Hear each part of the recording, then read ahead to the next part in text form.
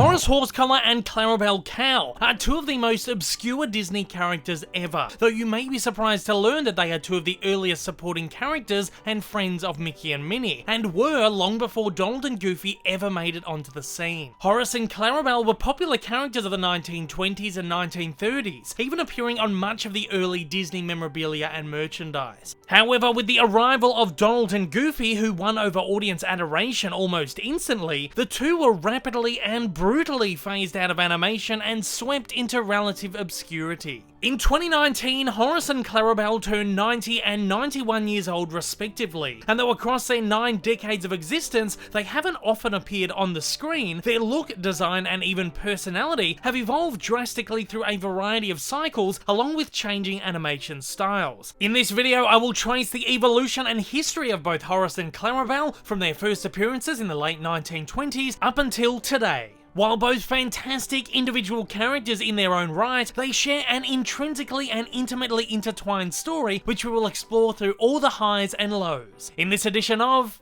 Explaining Disney.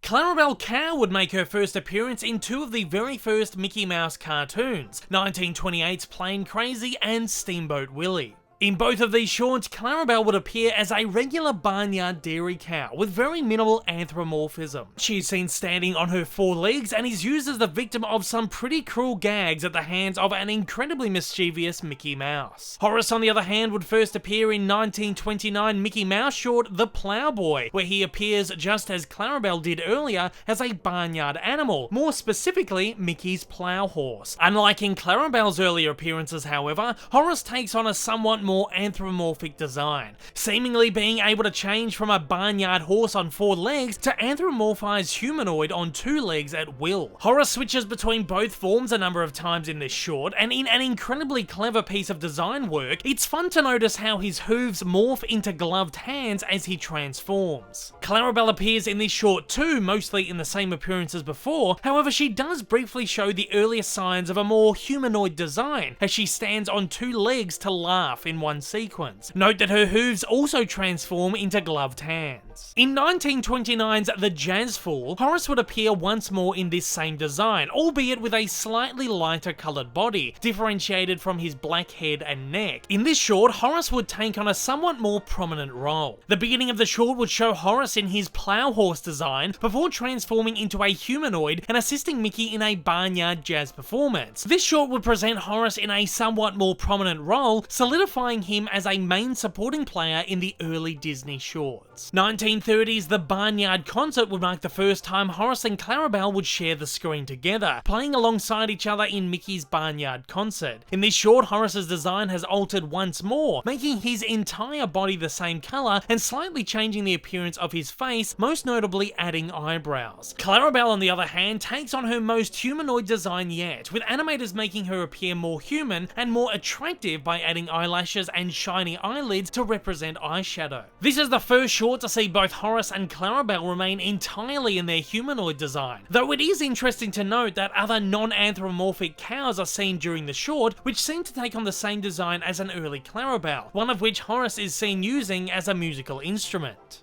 Horace is, however, seen twice more as Mickey's more traditional horse in 1930's The Cactus Kid and The Firefighters, the latter of which he is used in a number of hilarious gags. In that same year's The Shindig, the two are paired up once again, in the first short to spotlight the pair's romantic partnership. The short sees Horace driving himself to Clarabelle's barn, where we see her in a somewhat more sleeker design. She covers her udder with a polka dot skirt and puts on a bowler hat with flowers, marking the first time we see her wearing clothing. Horace drives Clarabelle to the Shindig, where we see them dancing together throughout the remainder of the short. The romantic relationship of Horace and Clarabelle would become a staple of their appearances going forward. In fact, in a number of 1931 comics, Horace and Clarabelle would be featured as love interests, even becoming engaged in one storyline. The couple's wedding, however, would never happen, with the plot arc seemingly ignored in future issues. As an interesting side note, I thought that I'd mention that around this time, animator and co-creator Ub Iwerks left the Disney studio to form his own studio following a falling out with Walt. Here he would create many of his own characters, the most popular of which being Flip the Frog. In this series, one of the supporting cast took on a somewhat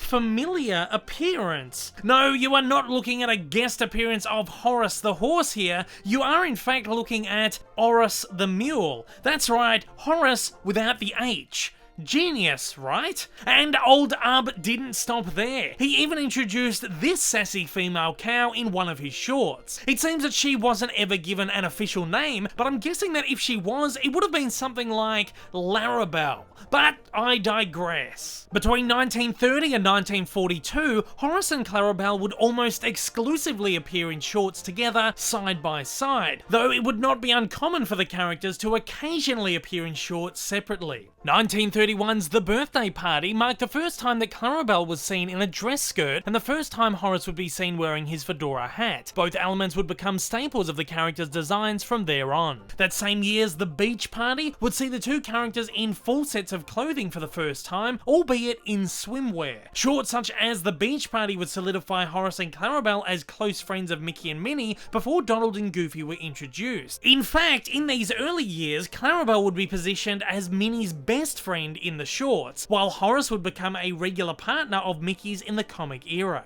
1932's Barnyard Olympics would feature the debut of Clarabelle's frilly collar, while Horace's hat would become more prominent and his head notably smaller and less pronounced. It's clear that by this point, the characters had become well established and had fairly distinct, fleshed out characteristics. That same year's The Whoopee Party would be the first short to firmly introduce Goofy, then Dippy Dog, into the roster of Mickey's friends. The short would thus become the first to place Horace and Clarabelle alongside Goofy and solidify the three characters as somewhat synonymous with each other. To me, The Whoopee Party is one of the best shorts to exemplify classic 1920s-30s rubber hose animation style. Definitely the most prominent in the character designs of Horace and Clarabelle, whose bodies appear to be made from incredibly flexible rubber tubing. 1934's Camping Out is perhaps the most prominent short for both Horace and Clarabelle, as it sees the couple taking the spotlight as lead roles for practically the only time in the classic shorts. The short sees them on a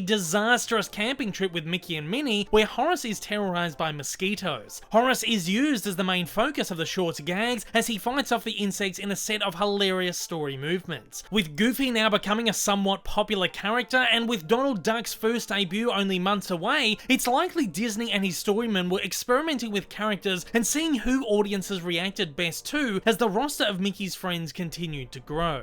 Orphan's Benefit would mark Donald's first establishment into the fold and once again pair Horace and Clarabelle with Goofy in a vaudevillian sketch. Here Clarabelle would appear in a full dress for the first time. This short is also notable for introducing the first signs of sparking flirtation between Clarabelle and Goofy and a rivalry between Goofy and Horace, as Clarabelle finds herself torn between both men, something which would come into play much later on. 1935's The Band Concert would be the first Mickey Mouse short to be produced in colour, and thus mark the first colour appearances of both Horace and Clarabelle. That said, while the two would wear colour clothing, their bodies would still very much remain in black and white. Again, Clarabelle and Goofy are seen in a number of flirtatious moments. That same year's On Ice is also an incredibly notable short for both Horace and Clarabelle, despite the fact that they only appear in it for one fleeting shot. By this stage, Donald and Goofy had well and truly won over audience admiration and had cemented themselves as the supporting cast of Mickey and Minnie. In this short, Donald and Goofy quite clearly take the spotlight in a series of gags that are, to be quite honest, more clever and more hilarious than anything Horace and Clarabelle ever appeared in. On Ice is thus the first short which quite obviously sidelines the two original characters, and it makes me wonder if audiences of the time even realised or really even cared. Regardless, it's interesting to note that here, for the first time, the two characters appear in regular clothing and their faces have become a more pinkish flesh tone.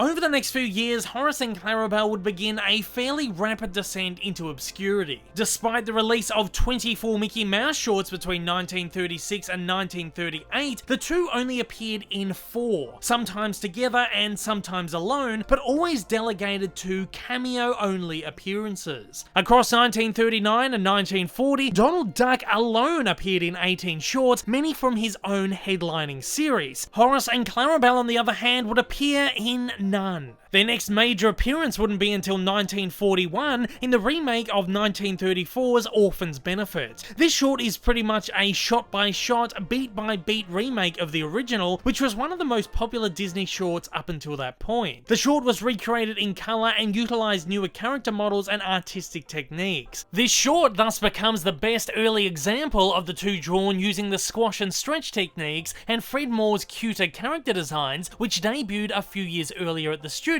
giving them a weightier, less stylized appearance. In fact, comparing both versions of Orphan's Benefit is our greatest way of comparing the more outlandish and exaggerated rubber hose animation style to the smoother, more realistic squash and stretch style. Here, Clarabelle also inherits her iconic bow for the first time. This would remain Horace and Clarabelle's final major appearance in the classic shorts. Mickey's Birthday Party was the first of 3 shorts the duo would appear in 1942, and though they once again only appear in cameos as guests of Mickey's Party, they appear for the first time in perhaps their most recognisable design, one which would be utilised in comics and media for many years onwards. The two appear in full sets of clothing, Clarabelle in a dress with her bow and Horace in a suit and pants. Horace's collar has also now changed to a smaller brown collar with no bow tie. For the remainder of 1942, the couple would only appear in 2 more Mickey shorts, Symphony Hour and Wartime Propaganda Film altogether. In both shorts, the characters would appear in fleeting cameos as members of Mickey's symphonic band, the latter of which updates their band concert appearances in a more modern style. Following these 2 shorts, having lost out on the popularity contest against Donald and Goofy, Horace and Clarabelle would disappear from animated films for over 40 years.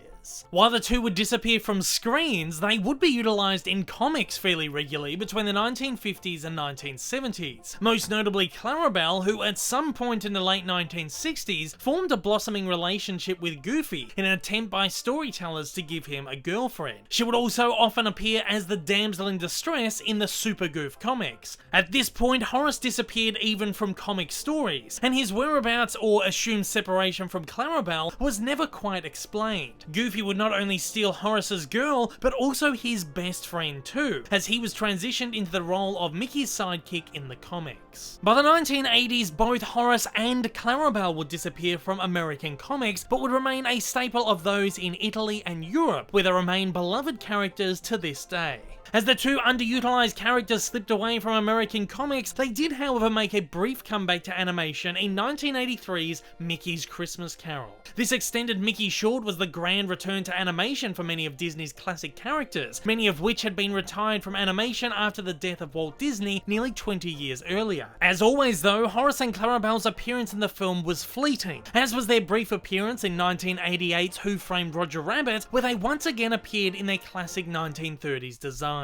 Following on from Christmas Carol, Disney planned a series of cartoon shorts which would thrust their characters back into the spotlight. Released soon after was Sport Goofy in Soccermania, with a short titled Swabbies set to follow next. Swabbies was set to be a parody of classic comedy film Stripes, which would see Mickey, Donald and Goofy enlist in the Navy, where they would meet their female counterparts Minnie, Daisy and Clarabelle, all enlisted in the Women's Reserve. Swabbies was almost completed. In fact, it had already received storyboard and animatic passes, and dialogue had been recorded. Unfortunately, the short became the casualty of a management shake-up at the studio and found itself cancelled at the last minute by new studio heads Michael Eisner and Jeffrey Katzenberg.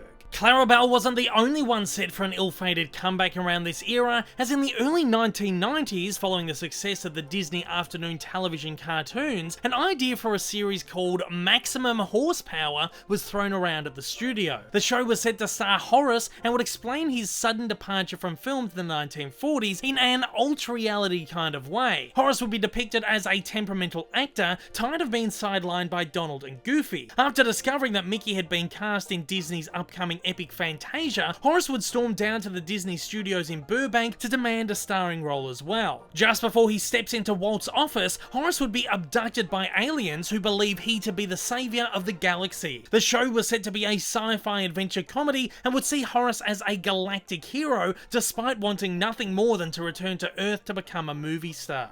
Unfortunately, Maximum Horsepower, which I personally think could have been an absolute classic, was vetoed by studio execs, who instead wanted to focus on well-established characters and properties to keep them in rotation, as they had with Chip 'n Dale Rescue Rangers and Tailspin. This is how we wound up with such shows as Aladdin, The Little Mermaid, Timon and Pumbaa, Hercules, Tarzan, and of course, Goof Troop, one of the most classic of them all. Overshadowed by Goofy once again, Horace could never catch a break.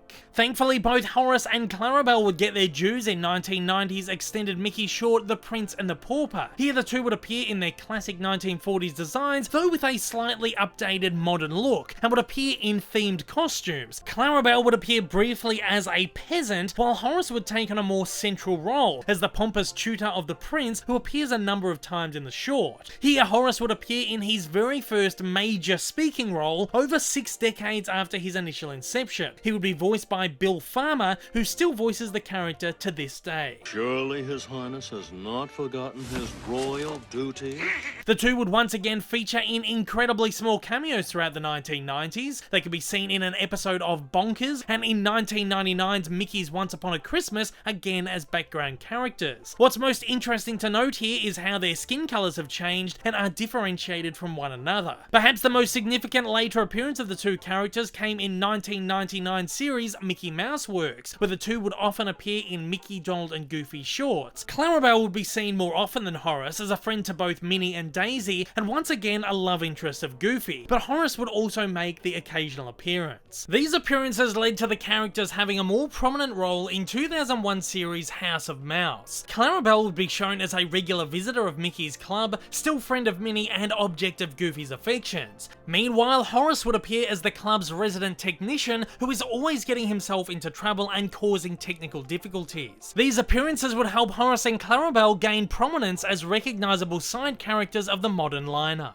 Clarabelle's relationship with Goofy would be most notably depicted in 2004's Three Musketeers, as she finds herself at the behest of Goofy's romantic advances during the Chains of Love musical number and in the film's closing scene. In the mid-2000s, the characters would transition into CG animation for the very first time, as they both appeared in the Kingdom Hearts 2 game in their classic black and white rubber hose designs, and then again in the two epic Mickey games, which feature Horace quite prominently as a private detective who sets up various missions with Mickey Mouse, some of which involve winning back Clarabelle's affections. Horace would also appear separately in Kingdom Hearts Birth by Sleep in his classic look, but in colour. While Horace made a bit of a splash in video games, Clarabelle made a bigger splash on television, once again in her new CGI design for the first time in animation. In Mickey Mouse Clubhouse, Clarabelle would often be seen hanging out with the Disney crew, especially Minnie, Daisy and Goofy. This role would carry over onto spin-off series Minnie's Bo-Toons, where particular emphasis was put on her relationship with Goofy. In this series, Clarabelle is often seen in different sets of clothing, most of which are reminiscent of her fully clothed look from the early 1940s. In 2013's short Get a Horse, an homage to classic Mickey cartoons from the 20s and 30s, Horace and Clarabelle quite rightly make fairly prominent appearances. For the first time in decades, Horace is once again seen as Mickey's plow horse who can transform at will, and Clarabelle is shown as her original sultry self. The short also transitions the characters into CG animation. Also, as of 2013, the two have had recurring appearances in the recent slate of traditionally animated Mickey Mouse cartoons, though again their appearances here have often been relegated to cameo only. They appear here in more stylized, characterized versions of their classic 1930s designs, and they even seem to be once again romantically linked.